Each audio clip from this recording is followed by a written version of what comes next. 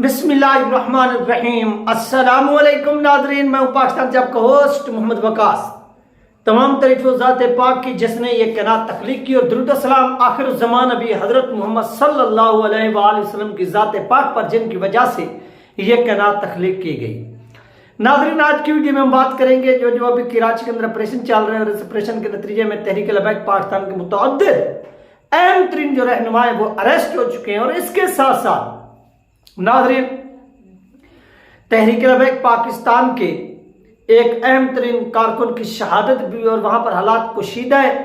यह किनके कहने पर फायरिंग हुई, इसके पीछे हाथ किसका है, यह डिटेल आप लोगों के साथ तफसीलन शेयर होगी। आपसे एक रिक्वेस्ट है कि आज इस वीडियो को आपने मिस नहीं करना, लाजमी सुनना है। अपने दोस्तों के साथ, अपने रिश्तेदारों के साथ, कम्युनिटी के साथ इसको शेयर लाजमी करना है ताकि लोगों तक इंफॉर्मेशन पहुंच सके कि यह वाकया क्यों हुआ, इसके पीछे रीजन क्या थी और इससे फायदा कौन उठाना चाहता है।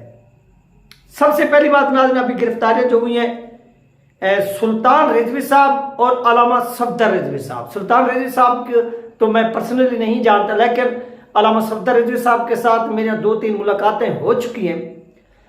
अलामा सफदर रिजवी, आपको मालूम है कि ये तहरीक लबैक पाकिस्तान जो बाबा जी की मस्जिद है रहमतुल्लाह आलमीन, वहां पर ये खतीब है, इमाम है, इमामत कराते हैं। वो आप सब लोग जानते हैं, वहां पर जो जाते थे 5 वक्त की जो नमाज है, जब अलामा साद हुसैन रिज़वी साहब और अनस हुसैन रिज़वी साहब मौजूद नहीं होते तो अलामा सफदर रिजवी साहब भी वहां पर क्या कराते हैं, इमामत कराते हैं। तो उनको अभी अभी भारी नफरी ने क्या किया, अरेस्ट किया, गिरफ्तार किया। अब हम चलते हैं जो कारकुन शहीद हुआ है उसका नाज़रीन जो ताल्लुक है वो जिला गरबी से है। उसका नाम माजिद अजीज है।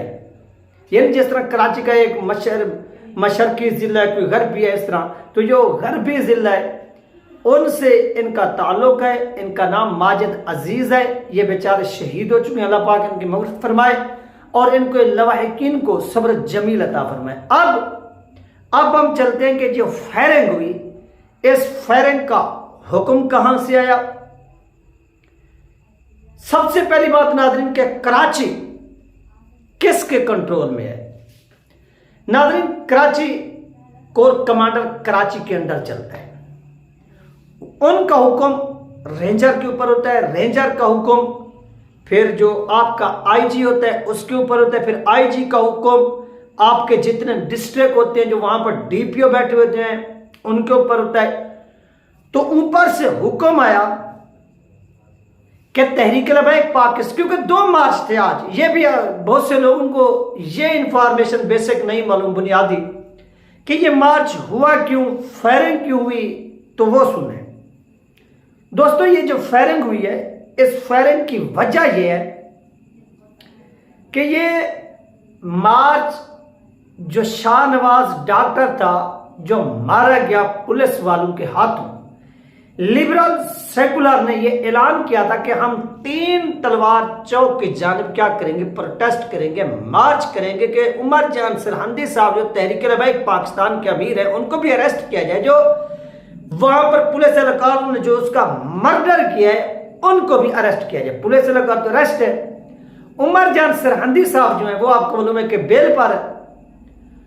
तो जब उधर से भी मार्च शुरू हुआ, उधर से भी मार्च शुरू हुआ। 1 मार्च तहरीक लबैक पाकिस्तान का था, 1 मार्च उन लिबरल्स, सेकुलर्स और मुल्हिद जो है मुल्दों का था। अब जो लिबरल, सेकुलर और मुल्हिदों का मार्च था, उस मार्च को जो प्रोटेक्शन कर रही थी वो आपकी सिंध पुलिस थी, रेंजर थी। उनके आगे भी रेंजर, उनके पीछे भी रेंजर, उनके साइडों पर भी रेंजर, चारों जानिब से रेंजर उनको प्रोटेक्शन फराहम कर रही थी कि आप क्या करेंगे कि आपके ऊपर कोई पथराव ना हो, कहीं कोई धावा ना बोलते, ये हमारा फर्ज है। तो जो इधर तहरीक लबैक पाकिस्तान का दूसरी जानब से लॉन्ग मार्च था नमो से रिसालत और खत्म नबूवत के नाम पर, तो उनके आगे रुकावटें खड़ी की गई और वो भी प्रेस क्लब की जानब जा रहे थे और तहरीक लबैक पाकिस्तान वाले भी प्रेस क्लब के सामने जा रहे थे। अब हुआ क्या, हुआ यह कि जो तहरीक लबैक पाकिस्तान का मार्च था वो पुलिस की कस्टडी से बाहर निकल के, यानी जो पुलिस वहां पर रुकावटें डालकर खड़ी हुई थी वो उसको अबूर कर गया। आगे उन्होंने रेंजर को सेट किया हुआ था। जो रेंजर थी, रेंजर ने सीधे फायर किए। जब फायर किए तो तहरीक लबैक पाकिस्तान के कारकुनान ने दौड़ने के बजाय अपने सीने पेश किए। जब सीने पेश किए तो उस वक्त सामने से फिर मजबूरन सिमरन में क्या कह सकता हूं कि वो मजबूर हुए ऊपर वालों के आर्डर पर, ऊपर वालों के, उन्होंने सीधे फायर करना शुरू कर दिया। जब सीधी फायरिंग हुई तो उस फायरिंग के नतीजे में सर पर गोली लगी इस माजिद साहब के, और माजिद साहब अल्लाह को प्यारे हो गए। मौके पर ही उनकी डेथ हुई। फिर उनको अस्पताल मुंतकिल किया गया। अस्पताल तहरीक लबैक पाकिस्तान के कारकुनान ने लबैक के नारे भी बुलंद किए। अब जो वहां पर हालात कशीदा है कि एक जो मुल्हिद है, सेकुलर हैं, लिबरल हैं, उनको प्रोटेक्शन, और जो हजूर के बात करे हजूर की नमूस की, उनके ऊपर सीधी गोलियां। ये कहां का कानून है? ये पाकिस्तान के अंदर बेगैरती है कि 2 दिन पहले हजारों लोग धावा बोलते हैं। कहां पर? इस्लामाबाद जो पाकिस्तान का कैपिटल है, वहां पर एक भी गोली नहीं चलती, एक भी। और यहां पर जो हजूर के नारे लगाते हुए, लबैक या रसूलुल्लाह के नारे लगाते हुए जाते हैं, उन पर सीधे फायर होते हैं। तो ये चीज ना काबिल कबूल है, और इसका जिम्मेदार कोर कमांडर कराची है, इसका जिम्मेदार जो रेंजर का सरबराह है वो है, इसका जिम्मेदार आईजी सिंध है। ये है वो 3 मुजरिम, और इन मुजरिमों के खिलाफ प्रोटेस्ट होना चाहिए। अल्लामा साहब शेरी साहब, पहले आप गिरफ्तार थे, हम मानते हैं, लेकिन अब आप बहर हैं। आप इसको संजीदगी से देखें इस मसले को, कि हर बार आपके कारकुनान का खून बहाया जाता है। क्या आपके कारकुनान का जो खून है वो इतनी सस्ता है?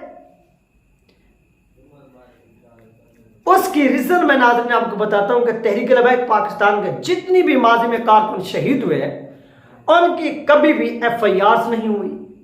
दूसरा, पाकिस्तान का इलेक्ट्रॉनिक मीडिया उनको कवरेज नहीं देता, इसलिए जिसका मुंह ऐसे समझे कि गंदा होता है, उठता है, वो तहरीक लबैक पाकिस्तान के कारकुनान पर भौंकना भी शुरू कर देते और गोलियां चलाना भी शुरू कर देते। इसके बाद पाकिस्तान की एस्टेब्लिशमेंट के हुक्म के बगैर भी कहीं पर एक भी गोली नहीं चलती, एक भी।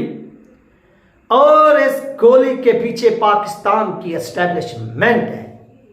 एस्टेब्लिशमेंट हुक्म देती है कि गोलियां चलाओ। एस्टेब्लिशमेंट गोलियां क्यों चलवा रही है? वो चाहती है कि मुल्क के अंदर दंगे फसाद हों, और उन फसादात के नतीजे में सबसे पहले हम यूरोपीय, यार ये वो मॉडल है, मैं आपको आसान लफ्जों में समझाऊं कि जब बरसगीर के अंदर, हिंदुस्तान के अंदर, मुत्तहिदा हिंदुस्तान के अंदर अंग्रेजों की हुकूमत थी, और यही मुसलमान प्रोटेस्ट करते थे, जो उस वक्त के अंग्रेजों के चमचे हुआ करते थे, वफादार हुआ करते थे, वो सामने से गोलियां चलाते थे। और आज भी वही सीन है। 77 ईयर गुजरने के बावजूद कि जब भी ये हजूर के गुलाम निकलते हैं तो वो इनके ऊपर गोलियां चले। तो इससे ये ज़ाहिर होता है कि आज भी पाकिस्तान के वो बड़े इदारे, उनके अंदर बैठे हुए जो सरबराहान हैं, वो आज भी उन अंग्रेजों के लौंडे हैं और उनके हुक्म के मुताबिक इन लोगों को कुचलते हैं। तो बड़ा अफसोस हुआ नाज़रीन इस चीज को देखकर। अफसोस की बात है कि ये खून इतनी सस्ता नहीं कि इसको बहा दिया जाए। इनके छोटे छोटे मासूम बच्चे होंगे, उन बच्चों का आंसू कौन पूंजेगा? आप उनको दौलत दे सकते हैं सब, लेकिन उनका ये वालिद ये तो वापस नहीं आ सकता ना। इसका नेमोल बदल तो नहीं है ना। और वो जो घर में बैठी हुई माएँ बहनें हैं, और जो इनकी बीवी है वो तो बेचारी बेवा होगी ना। उनके आंसू कौन पूजेगा? तो ये तहरीक लबैक पाकिस्तान की क़यादत के ऊपर भारी जिम्मेदारी ऐद होती है कि वो हर सूरत इस चीज का बदला ले और हिसाब ले कि इन गुंडों की जुर्रत कैसे हुई कि नाचने वालों के ऊपर ये फूल फेंके और लबैक वालों पर ये शल बरसाएं और ये गोलियां बरसाएं, और ये गुंडे वर्दी में बैठकर जो फायरिंग कर रहे हैं इनके खिलाफ एक्शन लेना चाहिए। ये थी अहम अपडेट, इंशाल्लाह मिलते हैं नेक्स्ट वीडियो में। अल्लाह।